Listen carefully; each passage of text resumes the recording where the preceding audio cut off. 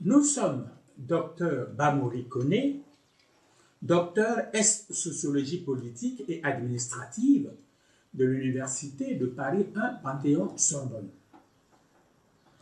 Nous sommes surtout le fondateur de Kouma Afrique. Kouma Afrique est un institut jumelé, c'est-à-dire composé de deux instituts. Le premier est l'Institut des Bègues d'Abidjan, IABA. Et en tant que, n'est-ce pas, fondateur de IABA, nous sommes spécialistes du bégaiement par le fait que nous, docteur Koné Bamori, avons été bègues pendant 45 ans. Nous en avions énormément souffert. Et ce sont ces éléments de rééducation que nous avons améliorés, que nous mettons à votre disposition chez IABA. Avant cette rééducation, votre serviteur devait taper du pied droit sur le sol pour pouvoir tirer un mot de la bouche, tellement son bégaiement était prononcé. Vous pouvez nous faire confiance. Nous avons tellement souffert du bégaiement que nous l'avons cerné, maîtrisé. Et nous pouvons jurer que le bégaiement n'a aucun secret pour nous. Alors, à la suite du premier institut qu'est IABA, Kouma Afrique est composé de IARPA. IARPA, c'est l'Institut africain de réapprentissage de la parole d'Abidjan. Alors, là, avec IARPA, nous prenons la revanche sur le bégaiement.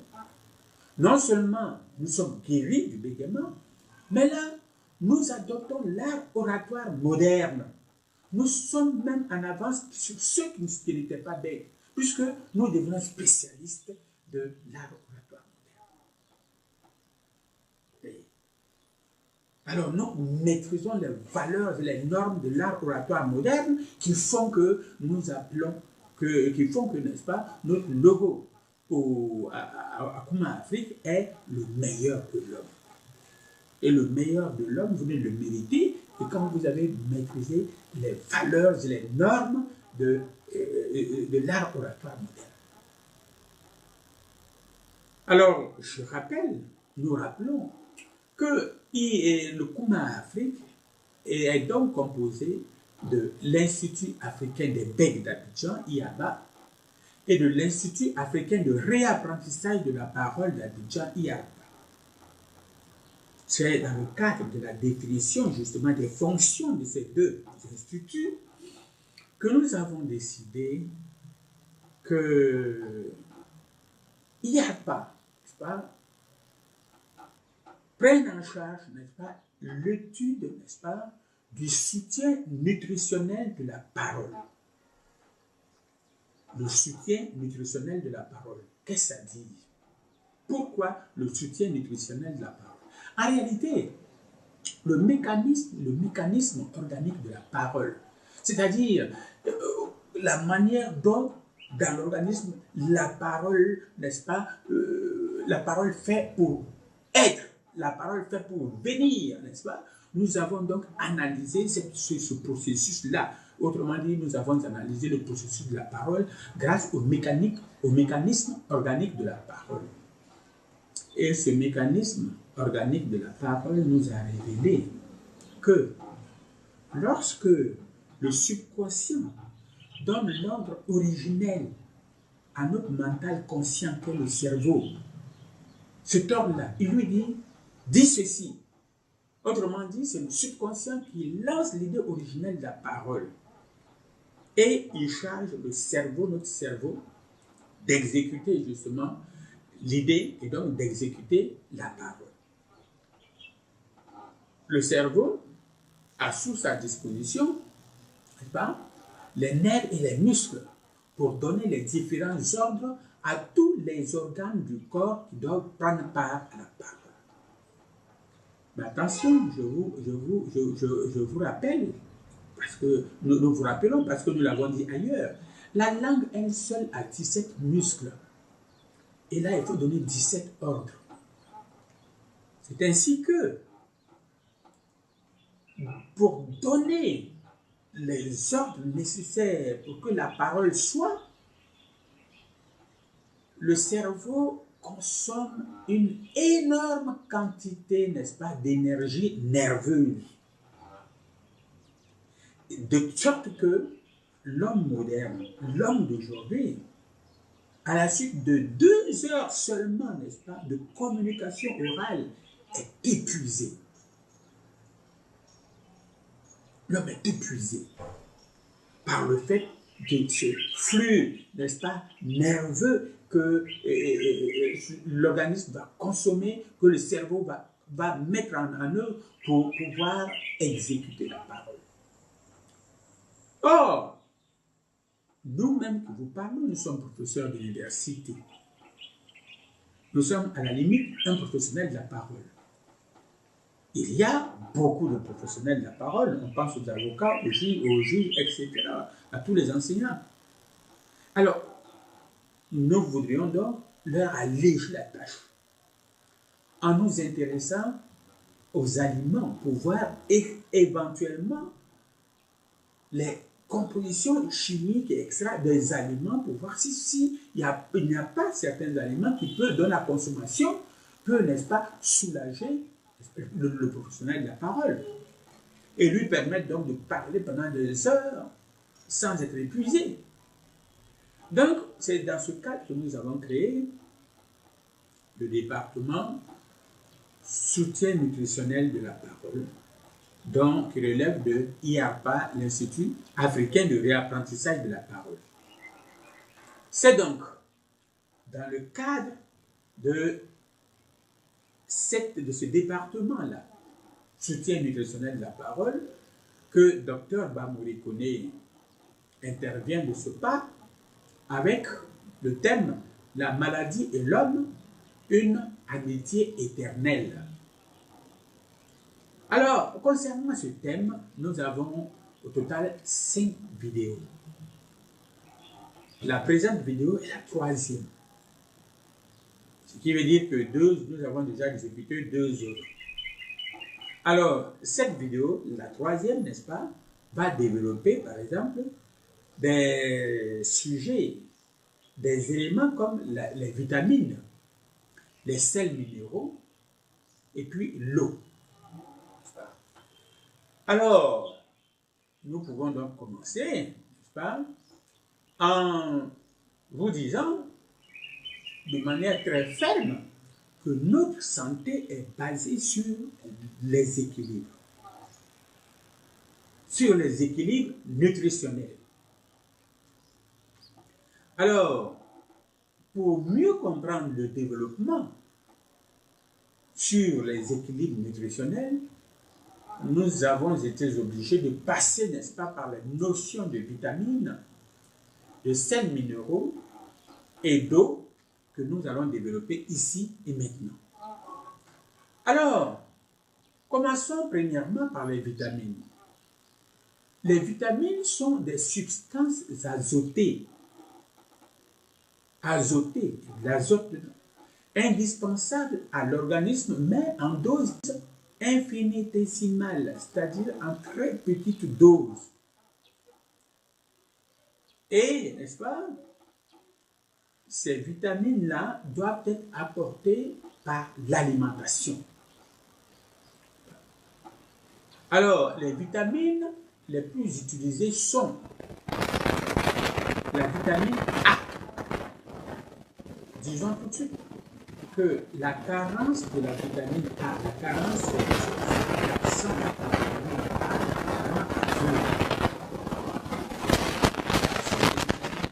entraîne un arrêt de croissance. Si vous deviez grandir, la croissance s'arrête. L'absence de vitamine A entraîne des malformations osseuses, et autres troubles, et d'autres troubles en plus. Pas? Alors, quand, par exemple, la vitamine A est insuffisante dans votre organisme, qu'est-ce qui va se passer? Insuffisante simplement. Vous allez avoir des troubles de vision et des troubles de la peau. sachez que la vitamine A n'existe dans l'alimentation que sous la forme de ce qu'on appelle la carotène.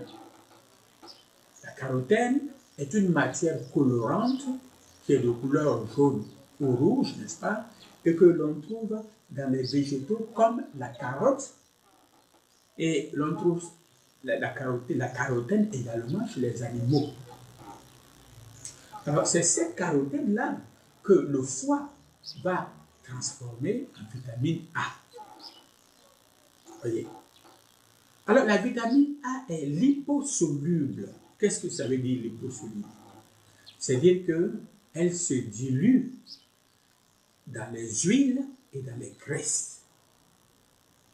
Pour faire fondre la vitamine A, il faut la faire fondre dans les huiles et dans les graisses. Alors, où est-ce qu'on trouve la vitamine A de manière simple? On trouve la vitamine A dans les légumes, dans les fruits orangés. Les fruits orangés, ce sont les abricots, ce sont les oranges, c'est le tango.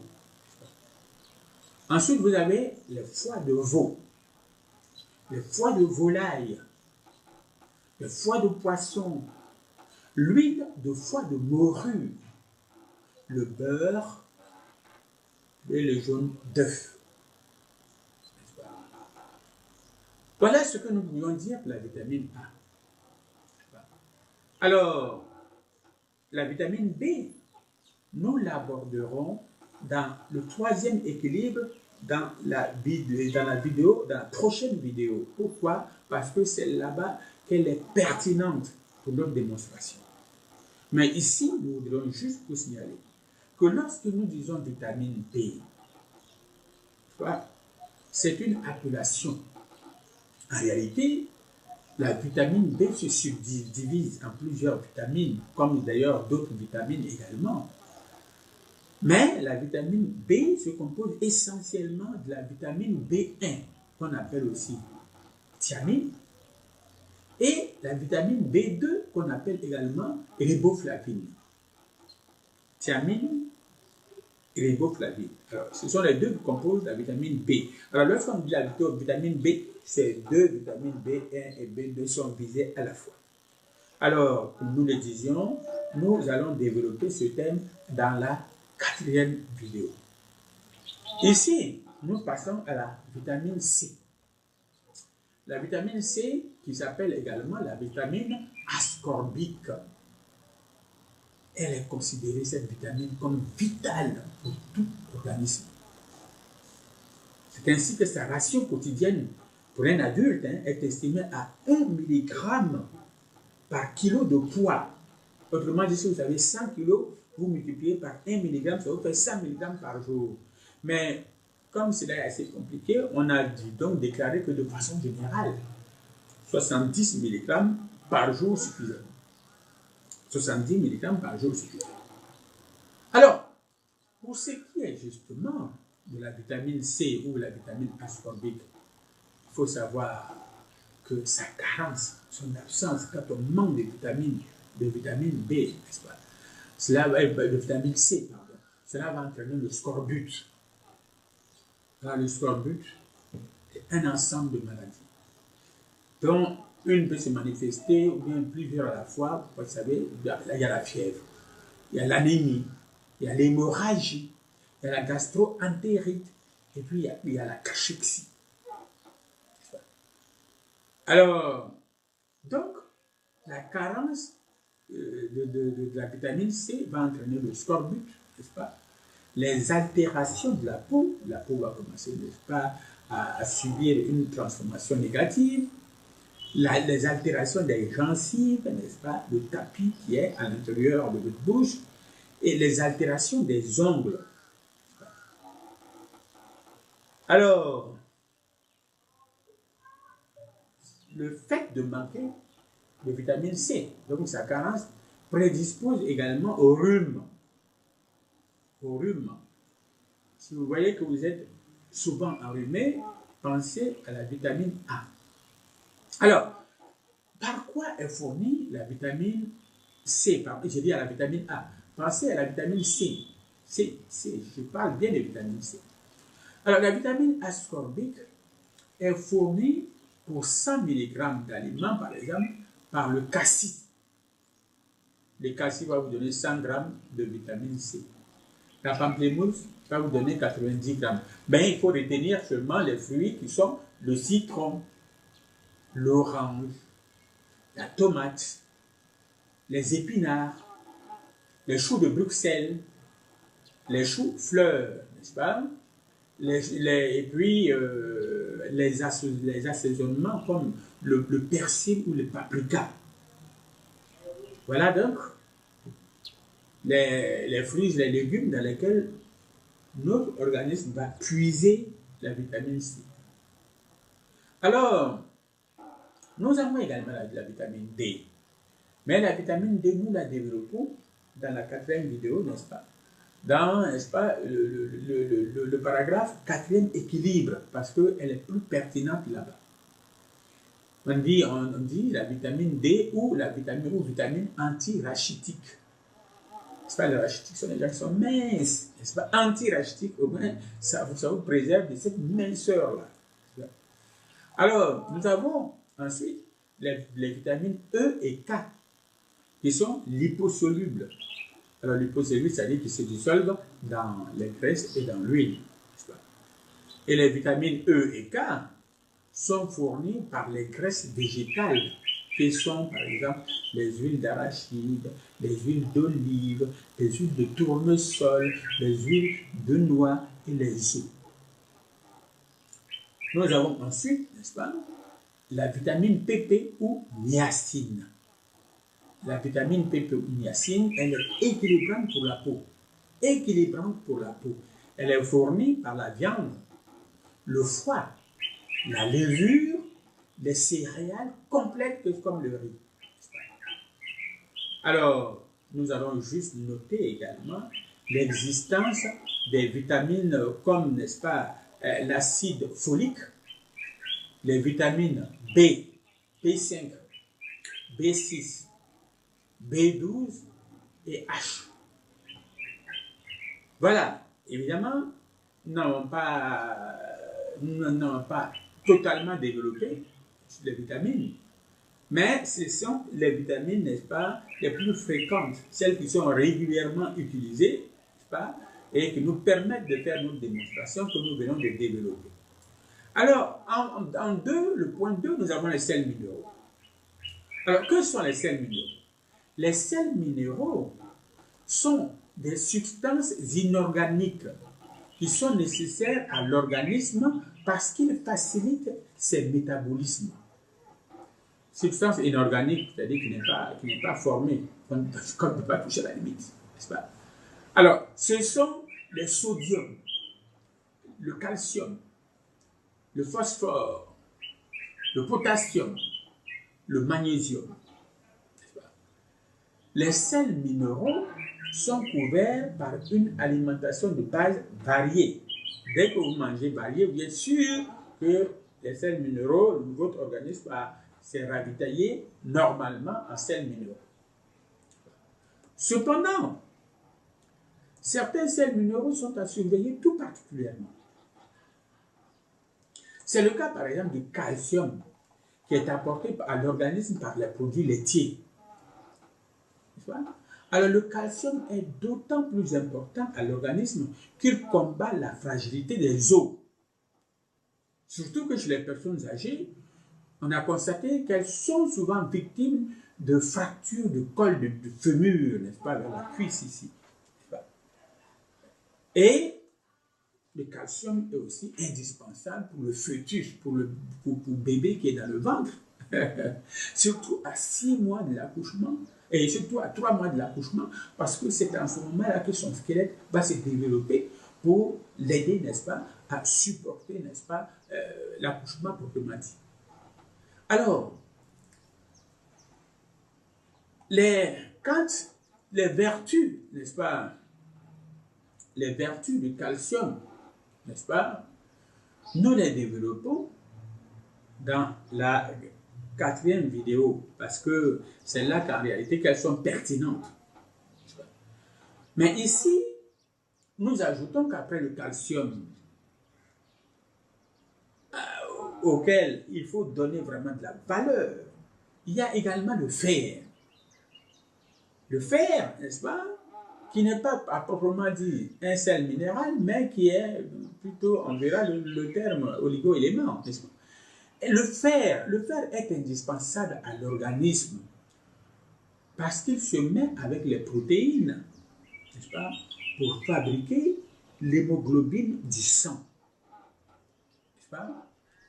Alors, le fer est dit donc oligo-élément, c'est-à-dire que le fer est un élément chimique, métallique ou métalloïde, nécessaire à l'organisme en très petite quantité. Il n'est donc pas, comme je le disais tout à l'heure, de la droite lignée des sels minéraux, mais de celle des oligo-éléments. Ces oligo-éléments qui rassemblent le zinc, le cuivre, l'iode, l'aluminium, le fluor, le brome, le silicium, le manganèse, le cobalt, et j'en passe. Nous en passons.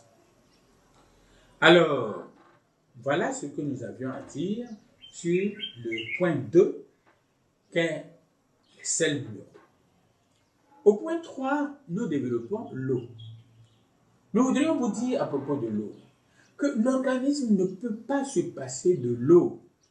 Là, que l'organisme ne peut se passer d'apport hydrique pendant plus de 24 heures, sous peine de troubles plutôt graves. Pourquoi?